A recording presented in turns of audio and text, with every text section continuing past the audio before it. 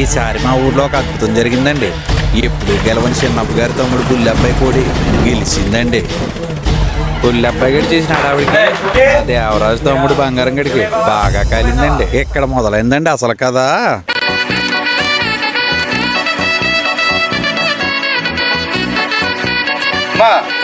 బాగానే వేశారు. సంక్రాంతి కళ మన ఊర్లో ఉట్టుపడినట్టుందమ్మా.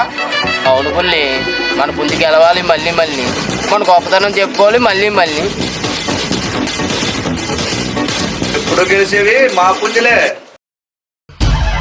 మా తాతల నేతలాకారు మా మూతి రోసం చూడండి అన్నాడు నీ గడ్డోడు. ముందు పండుగ తర్వాత మాట్లాడుకుందాం.